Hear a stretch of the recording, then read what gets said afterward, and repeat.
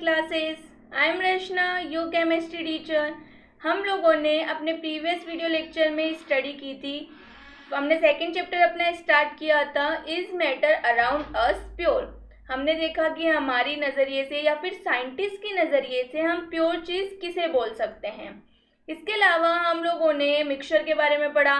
2 types के mixture पढ़े थे, homogeneous mixture and heterogeneous mixture. Okay, और इसके अलावा हम लोगों ने देखा था सॉल्यूशन क्या होता है, सॉल्यूशन की प्रॉपर्टीज पढ़ी थी एंड उन सब चीज़ों से रिलेटेड हमने देखे थे 1-2 क्वेश्चंस. ओके, आज के वीडियो लेक्चर में हम लोग स्टार्ट करेंगे अपने इसी चैप्टर के कुछ न्यू टॉपिक्स. वो कौन कौन से टॉपिक्स हम पढ़ने वाले हैं? कंसंट्रेशन ऑफ सॉल्यूशन क्या होती है, कोलोइड सॉल्यूशन, सस्पेंशन, इन सब चीज़ों के बारे में स्टडी करेंगे. सो स्टार्ट करते हैं अपना वीडियो लेक्चर. और सबसे पहले अपना फर्स्ट टॉपिक देखते हैं हम, कंसंट्रेशन ऑफ सॉल्यूशन. यदि आपसे कभी पूछ लिया जाए किसी क्वेश्चन में कि कोई सॉल्यूशन गिवन है, उसकी कंसंट्रेशन बताओ, तो आप उसको कैसे बताएंगे? तो किसी भी सॉल्यूशन की कंसंट्रेशन क्या होती है? सॉल्यूशन के अंदर हमें पता है 2 पार्ट्स होते हैं. कौन कौन से 2 पार्ट्स होते हैं? एक होता है आपका सोल्यूट और एक होता है आपका सॉल्वेंट. ओके, तो किसी भी सॉल्यूशन में सोल्यूट का जितना अमाउंट होता है, ठीक है, सोल्यूट के अमाउंट को ही उस सॉल्यूशन की क्या बोली जाती है? कंसंट्रेशन बोली जाती है. ओके, अब क्या है कि कंसंट्रेशन हम बहुत ही डिफरेंट तरीके से निकाल सकते हैं किसी भी सॉल्यूशन की. आपकी बुक के अंदर हम लोगों को 3 वेज गिवन है कि हम किस तरीके से किसी भी गिवन सॉल्यूशन की कंसंट्रेशन फाउंड आउट कर सकते हैं. ठीक है, वो 3 वे कौन कौन से होते हैं? फर्स्ट आपका है मास बाय मास परसेंटेज, जिसको हम डायरेक्टली मास परसेंटेज भी लिख सकते हैं. यदि आपको किसी भी क्वेश्चन में मास परसेंटेज निकालना हो तो कैसे निकालेंगे? होता क्या है, amount of solute in given solution. ठीक है, जिस भी सॉल्यूशन में आपका अमाउंट ऑफ सोल्यूट आप निकाल लोगे तो आपकी मास परसेंटेज निकलेगी. कैसे निकलेगी? देखो, mass of solute divide by mass of solution, 100 से मल्टीप्लाई कर दो, परसेंटेज निकल जाएगी. ठीक है, सेकेंड तरीका क्या होता है अपना? सेकेंड होता है mass by volume percentage. Mass by volume percentage, इसको कैसे निकालोगे? Mass of solute upon volume of solution. ठीक है, कैसे आएगा? Mass of solute upon volume of solution, percentage निकालनी है इसलिए 100 से मल्टीप्लाई कर दो. इसी तरीके से आता है वॉल्यूम बाय वॉल्यूम परसेंट. क्या आता है? Volume by volume percent. V v से रिप्रेजेंट किया है मैंने, तो क्या आएगा? ये volume of solute upon volume of solution. सबको पता चल गया होगा अब तो यही चीज आने वाली है. और इसको हम मल्टीप्लाई कर देंगे किससे? 100 से, तो आपकी परसेंटेज निकल जाएगी. तो क्या ये इजी है? कंसंट्रेशन ऑफ सॉल्यूशन, उसके 3 फॉर्मूलाज आपको याद रखने पड़ेंगे, क्योंकि इनसे रिलेटेड क्या किया जाता है? क्वेश्चन पूछ लिए जाते हैं. तो कोई क्वेश्चन पूछे तो आप डायरेक्ट फॉर्मूला अप्लाई करो और क्वेश्चन सॉल्व कर दोगे. ओके, देखो क्या लिखे हुआ है यहाँ पे, देखते हैं. Concentration of a solution, the concentration of a solution is the amount, mass और वॉल्यूम हो सकता है वो, of solute present in a given amount of solution. समझ आया? There are various ways of expressing the concentration of a solution, but here we will learn only 3 methods. आपकी book में 3 method ही given है इसलिए 3 पढ़े हैं हमने. Mass by mass percentage of solution, mass of solute किस अमाउंट में देखना है? गिवन मास ऑफ सॉल्यूशन में देखना है, इंटू 100 से मल्टीप्लाई करेंगे, आपके मास बाय मास परसेंटेज आ जाएगा. Mass by volume percentage of solute, mass of solute given solution की वॉल्यूम में देखना है, आपका आंसर आ गया. ठीक है, देखो आगे चलो. आगे क्या है? Volume by volume percentage of a solution, volume of solute upon volume of solution into 100, ये आपकी वॉल्यूम बाय वॉल्यूम परसेंट आ गया. इसको इस तरीके से भी लिख के दे सकते हैं, volume by volume percent. Okay, तो कंफ्यूज नहीं होना है. ऐसा जरूरी नहीं है कि आपको वॉल्यूम बाय वॉल्यूम पूरा ही लिख के मिले, इस तरीके से भी गिवन हो सकता है. Mass by mass percentage, mass by volume percentage. Okay, चलो अब इससे रिलेटेड एक क्वेश्चन करते हैं, देखते हैं, क्लियर करते हैं कि किस तरीके से क्वेश्चन आएंगे. क्वेश्चन पढ़ो. A solution contains 40 gram of common salt in 320 gram of water. आपको एक सॉल्यूशन गिवन है, उसके अंदर सोल्ट का अमाउंट गिवन है कितना 40 ग्राम और वाटर का अमाउंट कितना है 320 ग्राम। ओके, आगे क्या है, calculate the concentration in terms of mass by mass percentage by the solution. हमें पूछा क्या है, क्या फाइंड आउट करना है, कंसंट्रेशन करनी है मास बाय मास परसेंटेज की फॉर्म के अंदर। तो हम लोगों को पता है मास बाय मास परसेंटेज क्या होता है, क्या होता है mass by mass percentage, mass of solute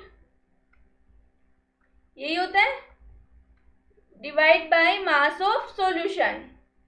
just अभी पढ़ के आ रहे हैं ना हम, मास ऑफ सॉल्यूशन, परसेंटेज निकालनी है 100 से मल्टीप्लाई करो। अब हमें इस क्वेश्चन में क्या फाइंड आउट करना है, सोल्यूट का मास कितना है, सॉल्यूशन का मास कितना है।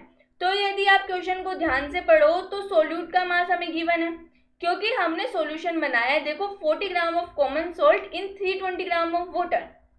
ठीक है, सिंपल सी बात है, आपका सोल्ट क्या हो जाएगा, सोल्यूट हो गया। तो सोल्यूट आपका क्या है, सोल्ट है, इसका मास कितना है अपने पास में 40 ग्राम, वाटर का हमें दिया हुआ है, सोल्ट ये सोल्यूट हो गया, ये सॉल्वेंट हो गया, इन दोनों को यदि हम प्लस कर देंगे तो सॉल्यूशन का मास आ जाएगा।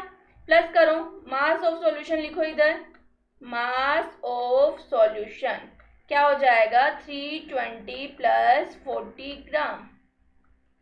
क्यों, हमें पता है कि सॉल्यूशन किससे बनता है, सॉल्वेंट प्लस सोल्यूट के पार्टिकल से मिलकर ही तो बनता है। तो हमने सोल्यूट और सॉल्वेंट का मास जोड़ दिया, तो क्या हमारे पास में सॉल्यूशन का मास आ जाएगा, बिल्कुल आ जाएगा। तो अब क्या करो, इसका हमने जोड़ा तो हमारे पास में क्या आने वाला है 320 प्लस 40 क्या हो जाएगा 360 ग्राम। ओके, अब देखो फॉर्मूला में पुट कर दो इधर साइड में, मास ऑफ सोल्यूट कितना है अपने पास में 40 ग्राम और मास ऑफ सॉल्वेंट कितना, सॉल्यूशन कितना है 360 ग्राम। अब हम जब इसको मल्टीप्लाई 100 करो, मल्टीप्लाई 100 करने के बाद में जब हम इसको क्या करेंगे, कैंसिल आउट करेंगे, ठीक है, तो हमारे पास में इसके सॉल्यूशन के बाद में आंसर आएगा 11.11%, 11%। ठीक है, ये था आपके इस सॉल्यूशन में क्या कंसंट्रेशन ऑफ सॉल्यूशन थी मास बाय मास परसेंटेज की टर्म में। हमें क्या अप्रोच करना आया, क्वेश्चन हम कैसे सॉल्व करेंगे यदि इस टाइप के क्वेश्चन हो तो इजी है। हमें सिर्फ और सिर्फ ये देखना है कि क्वेश्चन में क्या गिवन है और पूछा क्या जा रहा है। मास बाय मास परसेंटेज पूछा जा रहा है तो सॉल्यूट का मास फाइंड आउट करो, सॉल्यूशन का मास फाइंड आउट करो और निकाल लो। ठीक है, और इसी तरीके से क्वेश्चन आने वाले हैं। क्या यहाँ तक सबको क्लियर है? चलो आगे चलते हैं और एक न्यू टर्म पढ़ते हैं अपन, सस्पेंशन। सस्पेंशन क्या होता है, जैसे हम लोगों ने सॉल्यूशन पढ़ा था कि solution is a homogeneous mixture, उसी तरीके से सस्पेंशन होता है वो एक हिट्रोजीनियस मिक्सचर होता है। ठीक है, यदि मैं सस्पेंशन को डिफाइन करूँ तो it is a heterogeneous mixture. अब हिट्रोजीनियस और होमोजीनियस मिक्सचर क्या है वो हम ऑलरेडी प्रीवियस क्लास में पढ़ चुके हैं। ओके, तो ये हिट्रोजीनियस मिक्सचर होता है और इसके जो पार्टिकल्स की साइज होती है वो क्या होती है, थोड़ी लार्ज होती है, थोड़ी बड़ी होती है एज कंपेयर टू सॉल्यूशन में जो पार्टिकल्स थे उनकी साइज। हमने देखा था सॉल्यूशन के पार्टिकल्स की साइज बहुत ही कम होती है, 1 नैनोमीटर होती है, उनको हम नेक्ड आइज से देख भी नहीं सकते। बट यहाँ पे यदि हम सस्पेंशन की बात करें तो इसके पार्टिकल्स बड़े होते हैं, हम इनको नेक्ड आइज से देख सकते हैं without any microscope, without any equipment. ठीक है, चलो तो ये साइज इसकी बड़ी है। अब यदि इसका एक एग्जाम्पल ले तो हम एग्जाम्पल क्या देख सकते हैं, सैंड इन वाटर। ओके, और हम लोगों को अच्छे से पता है कि हम यदि एक ग्लास ऑफ वाटर के अंदर सैंड को मिक्स करते हैं, उसको अच्छे से स्टाइर करते हैं और छोड़ देते हैं तो हमें पता चलेगा कि आपको पहले तो ये डायग्राम में दिखाई दे रहा है, ये डायग्राम में जो इस ग्लास में नजर आ रहा है वैसा आपको वाटर नजर आएगा। फिर क्या हुआ, थोड़ी देर में जो सैंड के पार्टिकल्स होते हैं वो इस तरीके से नीचे बॉटम में जाकर बैठ जाते हैं। क्यों? क्योंकि सिंपल सी बात है, इसके पार्टिकल्स बड़े हैं, ये अच्छे से डिसॉल्व नहीं हो पाते हैं वाटर के पार्टिकल्स के साथ में, तो नीचे बॉटम के अंदर जाके क्या करेंगे, बैठ जाएंगे। और हमने हिट्रोजीनियस मिक्सचर क्यों बोला, हिट्रोजीनियस मिक्सचर हमने इसको क्यों बोला, क्योंकि थ्रू आउट द कंपोजिशन इसका सेम नहीं है, इसमें सेपरेशन बाउंड्री इजीली नजर आ रही है, आप अच्छे से देख सकते हैं। और हम इसको क्या कर सकते हैं, फिल्टर से सेपरेट भी कर सकते हैं। ओके, तो सैंड इन वाटर एक सस्पेंशन का एग्जाम्पल है, क्योंकि इसमें आप अच्छे से देख सकते हैं, यदि बाहर से सैंड लेके आए और आप देखें तो आप ऑब्जर्व करेंगे कि जो सैंड के पार्टिकल्स होते हैं उनकी साइज लार्ज होती है, और आप उनको देख भी सकते हो। सैंड के पार्टिकल्स को नजर आते हैं सैंड के पार्टिकल्स। अब इसके अंदर आप डालोगे तो वो लार्ज है, डिजोल्व नहीं हो पाएंगे, एक हिट्रोजीनियस मिक्सचर बनाएंगे, और इस मिक्सचर को हम क्या बोलेंगे, फिर सस्पेंशन बोलते हैं। ठीक है, अब सस्पेंशन की क्या क्या प्रॉपर्टीज हो सकती है, तो यदि हम सस्पेंशन की प्रॉपर्टीज की बात करें तो फर्स्ट तो ये हो गया हिट्रोजीनियस मिक्सचर है। सेकेंड, इसके पार्टिकल्स की साइज क्या होती है, बहुत बड़ी होती है, लार्ज होती है एज कम्पेयर टू सॉल्यूशन के पार्टिकल की साइज की बात कर रहे हैं हम लोग। ठीक है, अब इसके पार्टिकल की साइज लार्ज होती है, इसकी वजह से यदि हम टॉर्च लाके इस ग्लास की तरफ क्या करते हैं, दिखाते हैं, टॉर्च लाते हैं फ्लैश को, तो जो इसका लाइट बीम ऑफ लाइट होती है वो स्कैटर भी होती है और हमें पाथ भी विजिबल होता है। ऐसा क्यों होता है, क्योंकि सब कुछ पार्टिकल्स का खेल है। हमने प्रीवियस क्लास में सॉल्यूशन के पार्टिकल्स के बारे में बात की थी, तो हम लोगों ने स्टडी किया था कि ये बीम ऑफ लाइट को स्कैटर नहीं करते हैं, पाथ भी इसमें विजिबल नहीं होता है लाइट का। रीजन, पार्टिकल्स इतने छोटे होते हैं कि वो अच्छे से घुल जाते हैं, और लाइट जो आ रही है, जो पास कर रहे हैं हम लोग किससे, सॉल्यूशन से, वो लाइट इस पार्टिकल से टकराती नहीं है, इतने छोटे होते हैं, तो उसका पाथ विजिबल होना ही नहीं है, क्योंकि लाइट स्कैटर कब होती है या फिर उसका पाथ विजिबल कब होगा, जब वो किसी न किसी पार्टिकल से बीच में टकराए। ठीक है, अब सस्पेंशन की हम बात करें तो सस्पेंशन के केस में क्या होता है, जैसे ही हमने टॉर्च डाली ऐसे, तो उसका पाथ होता है वो ग्लास के अंदर विजिबल होता है। रीजन, इसमें आपके पास में बड़े बड़े पार्टिकल्स प्रेजेंट है, लाइट के जो लाइट होती है उससे पार्टिकल से टकराती है और अपना पाथ विजिबल करती है, और स्कैटर्ड भी होती है टकराने की वजह से। तो सिंपल सी बात है, सब कुछ पार्टिकल्स की वजह से होता है। उसमें छोटे साइज थे, इसमें बड़े साइज था, इसलिए पाथ विजिबल हो रहा है, बीम ऑफ लाइट स्कैटर भी हो रही है। ओके, सेकंड थर्ड बात यदि हम करें तो ये अनस्टेबल होता है। अनस्टेबल क्यों होता है, सिंपल सी बात है, ये नीचे जाके बैठ जाता है डाउन के अंदर, बिल्कुल इसके अंदर डिजोल्व नहीं होते हैं पार्टिकल्स। हम इसको फिल्ट्रेशन प्रोसेस से फिल्टर भी कर सकते हैं, क्योंकि सेपरेशन बाउंड्री इजीली दिख रही है। आप फिल्टर करोगे, थोड़ी देर वेट करोगे, पूरे जो भी पार्टिकल्स थे सैंड के नीचे बॉटम में चले जाएंगे, ऊपर से आप पानी हटा लो, नीचे आपके पास में सैंड रह जाएगी। ओके, तो फिल्ट्रेट हो सकता है, इसका फिल्ट्रेशन हो सकता है, ये अनस्टेबल होता है। तो क्या हम लोगों को सबको इसकी प्रॉपर्टीज और सस्पेंशन क्या होता है क्लियर हुआ। अब हम देखते हैं लिखा हुआ क्या है आपकी बुक के अंदर। देखो, suspension, a suspension is a heterogeneous mixture in which the solute particles do not dissolve but remain suspended throughout the bulk of the medium. Particles of a suspension are visible to the naked eye. ये सब मैं आपको already बता चुकी हूँ। Okay, अब देखो आगे चलते और देखते हैं properties of suspension. Suspension is a heterogeneous mixture. The particles of a suspension can be seen by the naked eye. Okay, क्यों देख सकते हैं, क्योंकि साइज लार्ज होता है। The particle of a suspension scatter a beam of light passing through it and make its path visible. इसका reason भी क्या है, साइज ऑफ पार्टिकल्स लार्ज। ठीक है, large size of particle, large size of particles.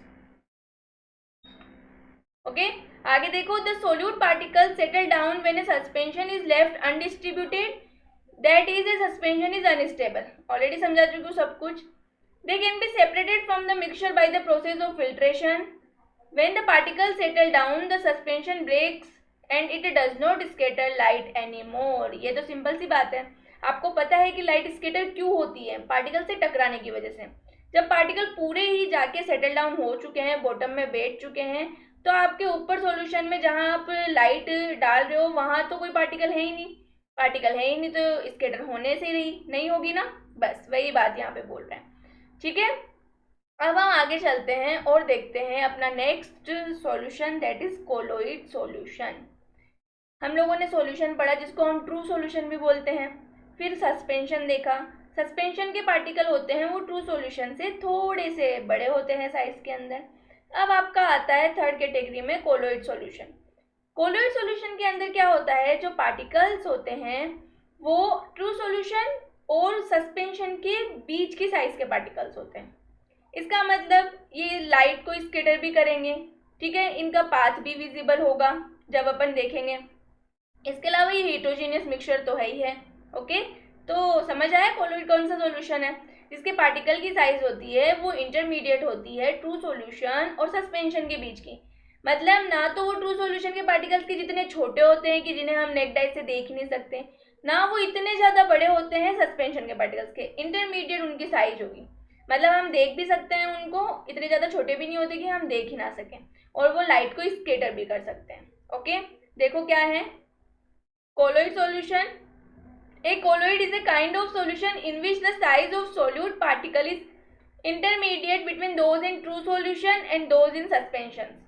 For example क्या हो गया, soft solution हो गया, मिल्क हो गया, ink, blood and solution of synthetic detergents. ये सब इसके एग्जाम्पल्स है, इंपॉर्टेंट है, आपको याद होनी चाहिए क्योंकि क्वेश्चंस में कभी कभी डायरेक्ट पूछा जाता है। कॉलोइड सॉल्यूशन का एग्जाम्पल्स, सस्पेंशन के एग्जाम्पल क्या क्या हैं, ठीक है। चलो, वहीं यदि हम इसकी प्रॉपर्टीज देखें तो ये हेट्रोजीनियस मिक्सचर होता है, ठीक है, हेट्रोजीनियस मिक्सचर तो होता ही होता है। इसके अलावा लाइट इसकी स्कैटर करती है, बीम ऑफ लाइट स्कैटर होती है। ओके, चलो अब आगे देखते हैं, देखिए क्या है इसका properties of colloid. A colloid is a heterogeneous mixture. The size of particle of a colloid is too small to be individually seen by naked eyes. Colloids are big enough to scatter a beam of light passing through it and make its path visible. सब कुछ particle का खेल है, मैंने first line यही बोली थी जब मैं सस्पेंशन पढ़ाना शुरू किया। पार्टिकल की वजह से ही आपका सॉल्यूशन बनता है, पार्टिकल की वजह से ही आपका कोई कोलोइड सॉल्यूशन है, और पार्टिकल्स की साइज की वजह से ही आपका कोई सस्पेंशन है। ओके, देखो, they do not settle down when left undistributed, that is a colloid is quite stable. Intermediate है तो इसकी जो प्रॉपर्टीज होगी वो भी इंटरमीडिएट होगी। क्वाइट स्टेबल होता है, पूरा पूरा नहीं होता है, और ना ही अनस्टेबल होता है, क्योंकि जो इसके पार्टिकल्स हैं वो सेटल डाउन नहीं होते हैं, यूं ही इधर उधर घूमते रहते हैं। ठीक है, तो घूमते रहते हैं तो सिंपल सी बात है, थोड़ा साइज भी बड़ा होता है तो पार्टिकल्स टकराएंगे भी, पाथ भी विजिबल करेंगे, और ये स्टेबल भी होते हैं थोड़े बहुत, है ना। चलो, तो ये थी अपनी सस्पेंशन एंड कोलोइड सॉल्यूशन की प्रॉपर्टीज और सॉल्यूशन क्या थे। अब हम लोग देखेंगे इनके बेसिस पे कुछ एग्जांपल्स, कुछ क्वेश्चंस। जस्ट हमने पढ़ लिया, अब थोड़ा सा हम टेस्ट करते हैं कि हमने कितना पढ़ा है, हमें कितना आता है। ओके, चलो, फर्स्ट क्वेश्चन आपको विजिबल हो रहा है, क्या है, what kind of solution is milk. Milk किस टाइप का सॉल्यूशन है। एग्जाम्पल देखो, suspension, colloid, true solution, alloy. अभी जस्ट पढ़ के आ रहे हैं, कुछ दिमाग लगाने की जरूरत ही नहीं है कि आपका कोलोइड होता है मिल्क।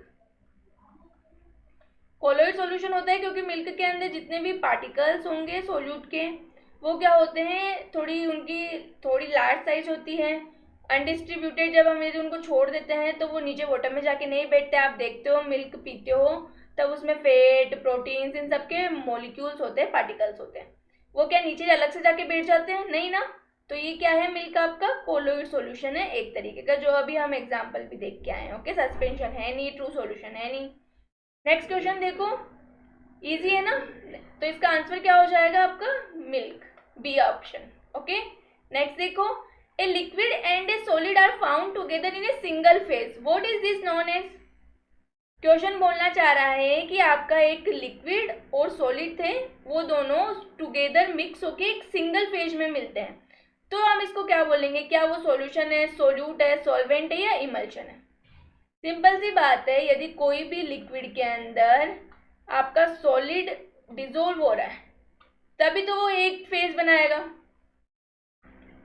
ठीक है, जैसे मैं बात करूं, मेरे पास में लिक्विड वाटर था, मैंने इसके अंदर शुगर डिसोल्व कर दी, इन दोनों को डिसोल्व करने के बाद में एक ही फेज बन जाती है, लिक्विड फेज का सॉल्यूशन आपको मिल जाता है। तो वो क्या हो सकता है, एक ही फेज का, टुगेदर इनके मिक्स होने के बाद में सॉल्यूशन। बिल्कुल इजी आंसर, इसका आंसर क्या हो जाएगा, सॉल्यूशन ए हो जाएगा। रीजन समझ में आया, क्योंकि two phase, different phase, liquid और सॉलिड टुगेदर मिक्स होके एक सिंगल फेज में कन्वर्ट हो रहे हैं, तो वो कब हो सकते हैं, जब वो सॉल्यूशन बना ले, तभी तो आपका क्या हो गया, इस सॉल्यूशन के अंदर आपका जो सॉलिड पार्टिकल था वो किस में डिसोल्व हो गया है, लिक्विड फेज के अंदर डिसोल्व हो गए, तब वो जाके एक फेज बन गई है। ओके, और ऐसा किस कंडीशन में हो सकता है, सॉल्यूशन वाली कंडीशन में ही हो सकता है, जब उनमें कोई भी सेपरेशन ना रहे, एक फेज तभी बनी ना। चलो, तो ये क्लियर हुआ यहाँ तक। आगे चलो और थर्ड क्वेश्चन देखो, which of the following forms a colloidal solution in water. Salt, glucose, starch, barium nitrate, इन चारों में से कौन सा वाटर के साथ में कोलोइड सॉल्यूशन फॉर्म करता है? साल्ट तो हमें पता है वाटर के साथ में सॉल्यूशन बनाता है, जब आप डिजोल्व करोगे वो सॉल्यूशन में कन्वर्ट होगा। शुगर या फिर ग्लूकोज भी वही होती है, सॉल्यूशन बनाएगा। स्टार्च की यदि हम बात करें तो ये सॉल्यूशन नहीं बनाता है। बेरियम नाइट्रेट भी आपका एक कंपाउंड होता है जिसको यदि आप वाटर में डिजोल्व करते हो तो बिल्कुल सॉल्यूशन की फॉर्म में कन्वर्ट हो जाता है। बचा यहाँ पे स्टार्च। स्टार्च होता है उसका सॉल्यूशन नहीं बनता है, उसके पार्टिकल्स थोड़े बड़े होते हैं। जब आप उसको वाटर के अंदर डिजोल्व करते हो तो वो थोड़े बहुत तो घुलते हैं, थोड़े बहुत अनडिस्ट्रीब्यूटेड रह जाते हैं। ठीक है, पार्टिकल साइज में बड़े हैं, घुलते नहीं है, इसलिए ये क्या बनाते हैं, कोलोइड सॉल्यूशन का फॉर्मेशन करते हैं। समझ आया? तो इसका आंसर क्या हो गया? सी। तो इस तरीके से हमें पहले थ्योरी पढ़नी है अच्छे से, फिर उनके बेसिस पे कुछ कुछ क्वेश्चंस करने हैं। ओके, जिससे हमें थोड़ा कॉन्फिडेंस आए कि हमने पढ़ा है वो हमें आता है या नहीं आता है। समझ आ गया यहाँ तक? तो इस टाइप के कुछ क्वेश्चंस आप लोगों के बन सकते हैं ऑब्जेक्टिव के अंदर। ठीक है, आगे चलते हैं, अपना लास्ट पार्ट देखते हैं, टिंडल इफेक्ट। ठीक है, जो अभी तक मैं आप लोगों को बता रही थी कि पाथ विजिबल होता है, लाइट स्कैटर करती है, वो एक तरीके से टिंडल इफेक्ट की ही बात मैं आपको बता रही थी। क्या होता है, यदि हम किसी भी मीडियम में लाइट को पास करते हैं, ठीक है, किसी भी मीडियम में लाइट को पास की और यदि वहां पे पार्टिकल्स हैं तो लाइट आएगी और इन पार्टिकल से टकराएगी और स्कैटर हो जाएगी, और इन पार्टिकल्स की वजह से लाइट का आपको क्या होगा, पाथ विजिबल होगा। आप अच्छे से देखते हैं, यदि आपने एक इसका एग्जाम्पल आपने देखा भी होगा, यदि हम एक रूम को बंद कर दें, लाइट्स वगैरह सब ऑफ कर दें और आपके पास में कोई विंडो ओपन रखें उस रूम की, और फिर उसके अंदर आप टॉर्च जलाएं, तो आप अच्छे से देखेंगे कि सिंपल सी बात है, एनवायरनमेंट के अंदर एयर होती है, एयर के पार्टिकल्स होते हैं, तो आप जैसे ही टॉर्च जलाएंगे आपको लाइट एक पाथ विजिबल होगा और लाइट स्कैटर नजर आएगी। ऐसा इसका रीजन क्यों है, क्योंकि मैंने जस्ट अभी बोला एयर में पार्टिकल्स होते हैं एनवायरनमेंट के अंदर, वो उन पार्टिकल्स से वो टॉर्च की जो लाइट है वो टकराती है, स्कैटर होती है, और उन पार्टिकल्स की वजह से हमें वो पाथ विजिबल होता है। क्लियर हुआ? और इसी इफेक्ट को हम क्या बोलते हैं, टिंडल इफेक्ट बोलते हैं। देखो क्या है Tyndall effect, light on passing through a colloidal mixture gets scattered by its particle. This effect is called the Tyndall effect. Example देखो, smoke or dust in a room which makes visible a light beam entering a window. Just अभी मैंने जो example बताया वही example है। इसके अलावा आपको यहाँ पे इस फ्रेम के अंदर क्या नजर आ रहा है, एक फॉरेस्ट नजर आ रहा है। फॉरेस्ट के अंदर भी पार्टिकल्स तो होते ही हैं, ठीक है। अब जैसे ही वहाँ पे बहुत घना फॉरेस्ट है, डेंस फॉरेस्ट है, तो उसके ऊपर से जो भी सनलाइट आती है तो आप देखेंगे वो इसमें दिखाई दे रही है, बिल्कुल पाथ विजिबल करती है। इसका रीजन क्यों, क्योंकि फॉरेस्ट के अंदर पार्टिकल्स तो होते ही हैं, एयर के पार्टिकल्स भी होते हैं और भी बहुत से पार्टिकल्स होते हैं, उनसे लाइट टकराती है और उस एक पाथ को क्या करती है, वो विजिबल करती है। ओके, देखो Tyndall effect can be observed when sunlight passes through the canopy of a dense forest. In the forest, mist contains tiny droplets of water. Waters की ड्रॉपलेट्स भी होती है और पार्टिकल्स भी होते हैं, which act as particles of colloid dispersed in air. इसी वजह से हमें क्या दिखाई देता है, टिंडल इफेक्ट, मतलब लाइट का पाथ विजिबल होता है, स्कैटर्ड नजर आती है। ओके, तो क्या हमें यहाँ तक सब कुछ समझ आया? आज के वीडियो लेक्चर में हम लोगों ने क्या क्या पढ़ा, आपका सस्पेंशन क्या होता है, concentration of solution, colloid solution, in third हमने टिंडल इफेक्ट पढ़ा। ओके, यहाँ तक यदि किसी भी स्टूडेंट को कोई डाउट है तो प्लीज़ कमेंट बॉक्स में कमेंट करके पूछें। तब तक अपना ख्याल रखिए, नेक्स्ट वीडियो में मिलेंगे हम लोग नए टॉपिक के साथ में। Okay, thank you.